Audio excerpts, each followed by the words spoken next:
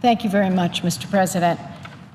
I come to the floor tonight heartbroken at the loss of 6 young people and the injuries to 13 more in the devastating gun violence tragedy that occurred May 23rd in the Isla Vista community near Santa Barbara. As a mother and as a grandmother and as a senator representing the most unbelievable state in the union, this latest mass shooting shook me to the core. And I was struck by this simple fact, Mr. President. No one is safe in America anymore. No one is safe in America anymore. Not in their schools, not in a movie theater, not in their workplace, not in their home, and not on a beautiful college campus overlooking the Pacific Ocean, where the victims of this latest horrific attack were busy pursuing their dreams. I'm going to show you the faces of the students that we lost.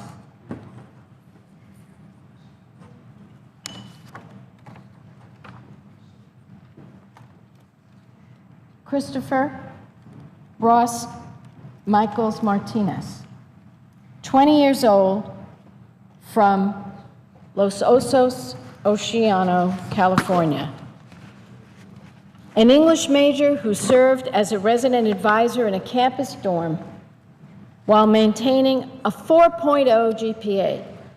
He was planning to study abroad in London next year, and he dreamed of going to law school like both of his parents. His cousin Jamie described Chris as, quote, smart, gentle, and kind, but with a competitive spirit he showed on the basketball court. His high school basketball coach said he was a coach's dream, a team player. He had a great attitude. He was a hard worker who'd stay after practice and work on his shots. His father, Richard, said, Chris was a really good kid. Ask anyone who knew him. His death has left our family lost and broken. Then Veronica Elizabeth Weiss, 19, from Thousand Oaks. She loved sports. In high school, she played on 4 teams. She started playing softball at the age of 6 and later turned to baseball, becoming the only girl out of 500 players in the Westlake Baseball League. She was a good student who earned straight A's in high school and graduated with a 4.3 GPA. She was majoring in pre-financial math and statistics. Her father said, quote, she wanted to be a financial wizard and use her high aptitude with complicated math, unquote. She was a member of the Tri Delta sorority, just like her mom and her grandmother had been, and now she's gone. One of her friends said Veronica was one of the people you knew you wanted to be friends with. She's willing to become friends with anyone. She's the only person who could make you smile instantly. Then there's Catherine, Katie Breen Cooper, 22, of Chino Hills, California.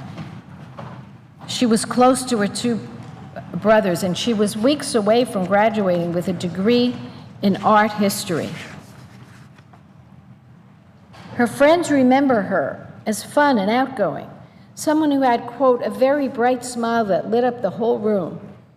In the words, and you could see the smile, in the words of one family friend, Katie was the kind of girl that brought sunshine on an overcast day. She loved soccer and running track and helped her family deliver Christmas gifts to her neighbors in Chino Hills every day. She also was a member of Tri Delta, was a ballroom dance teaching assistant. She raised money for St. Jude's Children's Hospital in Memphis. Her friends say she was, quote, involved in everything and never slowed down. Her friends said she was a self-proclaimed princess, and I love her for that. Her friend Courtney said, and I know she has a crown on her head today.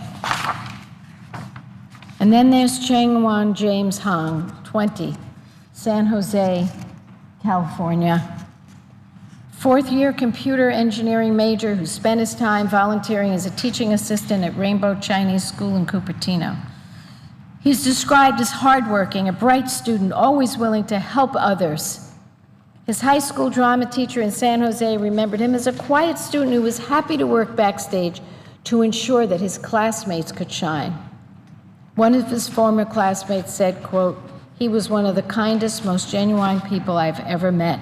He was never afraid that his unrelenting kindness might have led him to be taken advantage of. He helped out everybody, including myself, and he never asked for anything in return. He was good for the sake of being good, and it's incredibly rare to find people that genuine." And then there's George Chen, 19, San Jose. Graduated from high school in San Jose, finished his second year at UC Santa Barbara, where he studied computer science. His father's a software engineer, and George wanted to follow in his dad's footsteps. He liked swimming and hiking. He was close to his younger brother, who's 10. Despite their age difference, they'd play video games together and laugh. Friends described George as a gentle soul who had a fondness for working with children. And when he went home to visit his parents during breaks from school, his mother said he'd always go out of his way to pick up his elderly neighbor's mail and take out their trash. He volunteered for the Buddhist charity group, Tzu Chi, and as a camp counselor at the YMCA. And he's gone. Then there's Rehan David Wang, Fremont, California, 20 years old. His mother described her son as a very, very nice boy, the kind who aced his SATs but never bragged about it. He was an avid basketball fan. He played on his high school team in Fremont, was a big fan of the Los Angeles Lakers. At UC Santa Barbara, he was studying computer engineering, and he wanted to start a business with his friends. One friend said David was warm-hearted and helpful. His parents said that David was gentle, kind, loving, peaceful, faithful, and self-controlled. He was supposed to return home for the summer break soon to go on a trip with his family to Yellowstone National Park. And I say to all families who may be hearing me speak, imagine what that does to a mother and father, to a family. David was their only child. His mother said he was always the joy of the family, and now he's gone. These were all bright and talented people, full of promise, full of passion.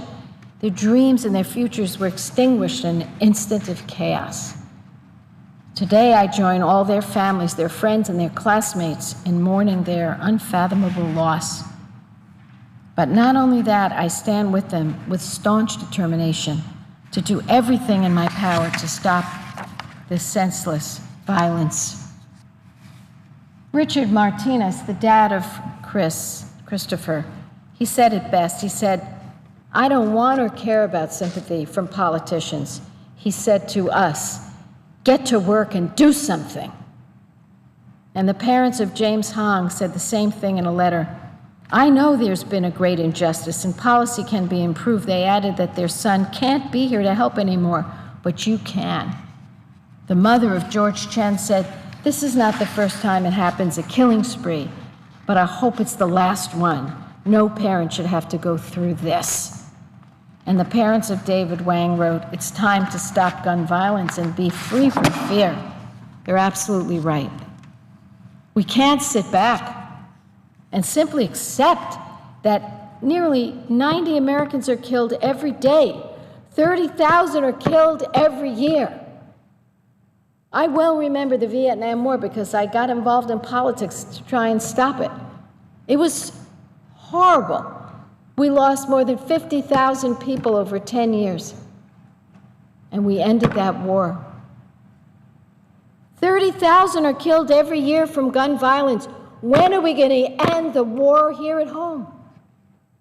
We can't accept that every day an average of 8 children and teens under the age of 20 are killed by guns.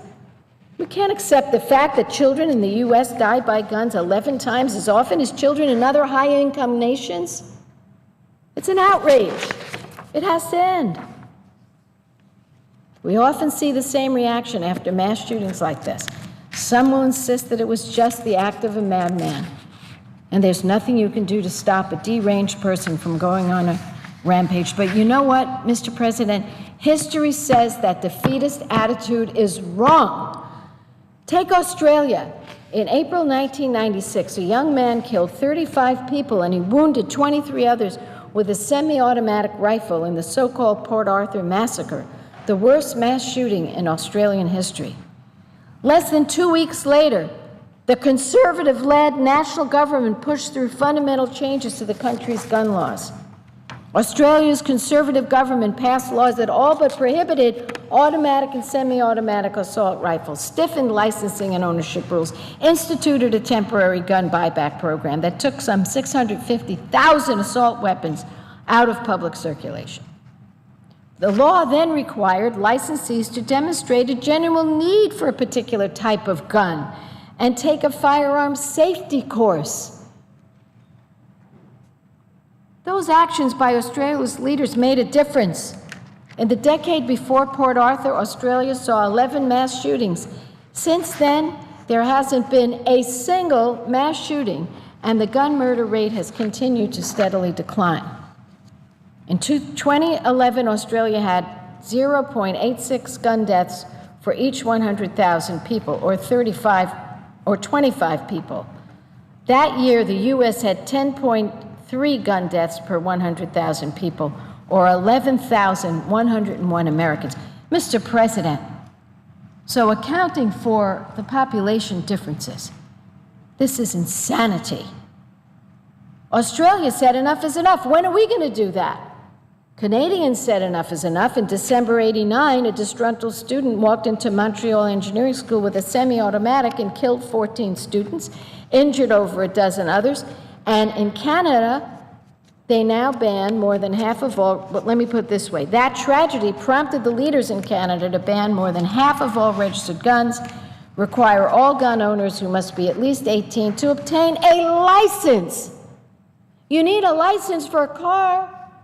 Why do you need a license for a gun? And a background check. And a public safety course. That's what they did. Canadians said enough is enough, and it paid off. Canadians' gun murder rate has declined since passage of these laws, with occasional spikes in gun violences. In '09, Canada had 0.5 deaths per 100,000 from gun murders, 173 people. The U.S. had 3 gun murders for every 100,000 that year, 11,493 Americans. Come on! 173 out of 100,000 compared to 11,000 out of 100,000? What is wrong with the people here in this country, in this body? The United Kingdom experienced tragedies that led their leaders to act. In August '87, a lone gunman armed with 2 legally owned semi-automatic rifles and a handgun went on a 6-hour shooting spree, roughly 70 miles west of London, killing 16 people and then himself. Britain expanded the list of banned weapons, including certain semi-automatic rifles. They increased registration requirements for weapons. Since then, they've banned all handguns, with a few exceptions. The government instituted a buyback program, which many credit with taking tens of thousands of illegal or unwanted guns out of supply. Their actions paid off. The UK's gun murder rate has decreased since passage of these laws. It is now less than half of what it used to be. In 2011, the UK had 0.23 gun deaths per 100,000 people, a fraction of the 10.3 gun deaths per 100,000 in the US. They had 38 gun murders. We had 11,101. What is going on? We have to do some of this here. What are we so scared of? I said when I started this speech, no one is safe in America because we don't take common sense steps.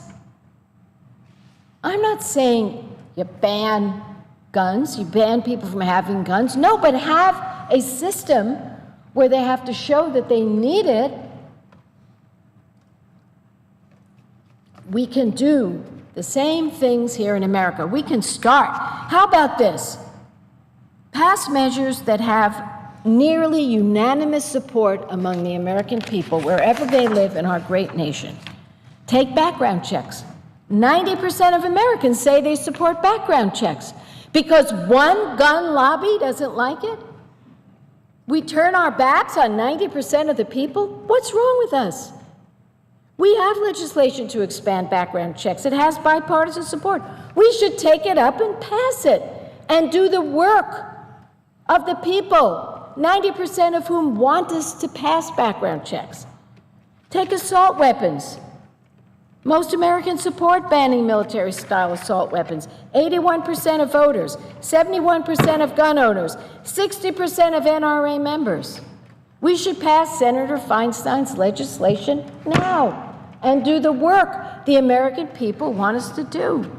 How about high-capacity magazine clips? 72% of voters say we should ban the sale of high-capacity ammunition magazines. Take mental health. Lawmakers on both sides support taking action. Let's do it now. Take school safety. I authored the bill on that with Senator Collins to give them the resources they need to make schools safer. Take it up and pass it. And don't load it up with controversy. Pass the things we need to pass. Do it for these families. And God knows all the others that are suffering and crying themselves to sleep every single night, bearing a loss that will never go away. Now, here's the situation. In this particular case, we had the family of the gunman who committed the massacre call the police and say, "We're very worried about our son." It's haunting to me. It's haunting to me. They had a feeling about it, and they called the police. And the police went in to interview this troubled young man. And they couldn't see through to his problems. And they didn't check the gun database that we have in California, where if they had, they would have seen he had purchased 3 guns. If they knew that, we would have been in a different circumstance.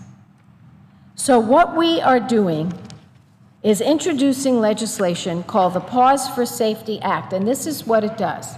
1, families and others who are very close to the suspected unstable individual can go to court and seek a gun violence prevention order to temporarily stop someone who poses a danger to themselves or others from purchasing a firearm. So they can go to court and seek a gun violence prevention order. Let's say it's a group of coworkers who see that this person is threatening or he's written something.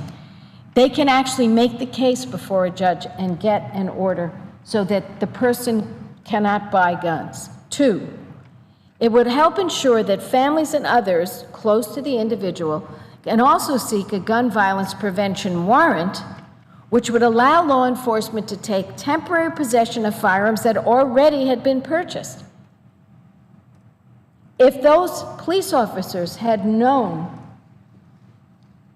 that this individual had bought those weapons, because we do have that database, they could have gone and gotten a warrant. But under the way we've written our law, a family member could do this, could go to court and seek that gun violence prevention warrant. And 3, it would say that if you in law enforcement get a tip or a warning or a request from a family member that you want to make full use of the gun registry.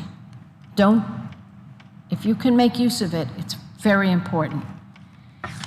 I'm very pleased that similar legislation has been introduced in California by Assemblywoman Nancy Skinner, Assemblyman Das Williams, as well as State Senator Hannah Beth Jackson. We all remember the shock and outrage we felt after the Sandy Hook shooting in Newtown, Connecticut, where a gunman shot 20 babies, I call them, children, school children, and 6 adult staff members. All those lives lost. And we said we'd take action. We wore ribbons, and we came to the floor, and we cried. Well, since that shooting, Mr. President, more than 28 1,000 Americans have died from gun violence. 90 people every day. Imagine if there was anything else that caused the death of 28,000 Americans, we'd be down here. The shooting at Sandy Hook and the shooting at UC Santa Barbara are a reminder. We failed our children. Call it what you want. We are failing our children. Because we have a basic task. It's to keep them safe. They look at us. And they believe we will protect them. We have a function here. Not to allow someone who's unstable or violent, not to allow that person to get a weapon. So we need to pull together. And we need to show our children we love them. Not by making fancy speeches, but by doing the right thing. Like this father said we had to do, Chris's dad. Don't tell me you love children. Don't talk to me about how bad you feel. Do something. They need to know they're safe in school. People need to know they're safe at work. People need to feel safe in a restaurant, any place. Let us honor these victims of gun violence by working to end this epidemic. And Mr. President, you look at these faces and you look at their eyes and you know they were just at the start of adventures, at the start of their height of their productivity, in their 20s. We got to do something. This doesn't happen again and again and again.